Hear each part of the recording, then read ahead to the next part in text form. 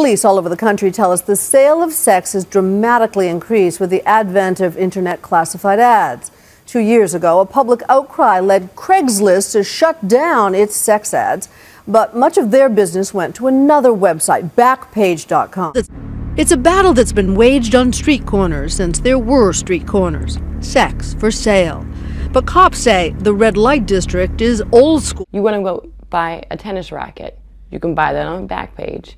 You want to go buy a teenage girl who's about 13, you go right to Backpage's adult section. If you scroll through the adult services ads on Backpage.com, you see clearly people who are advertising prostitution. Backpage.com, owned by Village Voice Media, a company that makes millions of dollars a year off the escorts they publicize, is a non-profit archive of internet sites. Images of underage girls were posted on Backpage beginning in 2010 and has been playing a major role in trafficking minors and coerced women ever since. According to AIM Group, Backpage has 70% of the market for prostitution ads. Washington State proposed a law that allowed for the prosecution of anyone who knowingly publishes or causes the publication of sex-related ads depicting children. Governor Chris Georgie signed a law this year to cut down on child sex trafficking. Their new lawyer, Liz McDougall, took us into a room where she says Backpage employees are examining every ad, trying to catch underage trafficking. Tough because while you're supposed to be 18 to post an ad, no ID is required. How good do you feel the company is in finding people who are underage and being trafficked on this Backpage? I think the company currently is better than anyone else out there. One of the terms of use on your website prohibits, and I quote, any ad for products or services use or sale of which is prohibited by any law or regulation. You've also said that your company is committed on the website to, quote, preventing those who are intent on misusing this site for illegal purposes. Isn't prostitution an illegal purpose? The law says there is little done to prevent anyone from knowingly publishing or causing the publication of sex-related ads depicting children. There is simply a checkbox that states one is of age and eligible to be on the website. As many of us know, we tend to blindly accept these terms. Both sides believe the opposing argument is a violation of the law.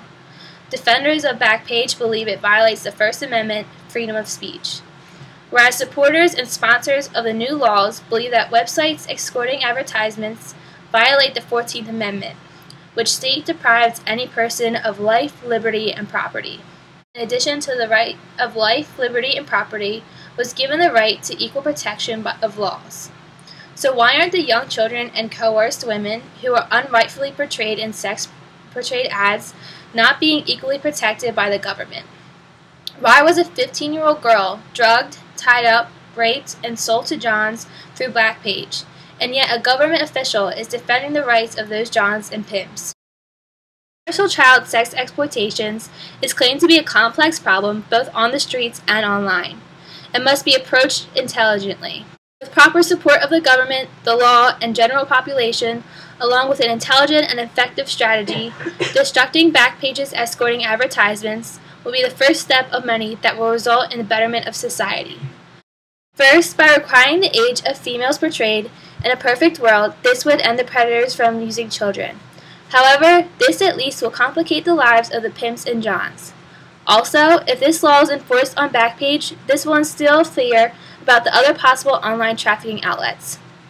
Consequently, pimps and Johns will expose themselves by removing themselves from behind the screens online and return to the streets. By being forced to return to the streets, law enforcement will be able to easily detect and properly take action. Backpage and Judge Martinez claim that the new law will violate primarily the First Amendment. In his ruling, Martinez found merit in some of their arguments. Martinez's argument included a comparison between publicizing an escort ad and purchasing alcohol. He claims that because there is no constitutional right to drink, checking identification for drinking is more reasonable than requiring publishers to check identification because of their constitutional right for free speech. But what about the constitutional rights of the children and coerced women? These rights are not any less valid than those exploiting them. If anything, they are more. Just because you have the freedom of speech does not by any means give you the right to advertise illegal activity. Use the First Amendment properly. Let the government know what you think about the 21st century slavery.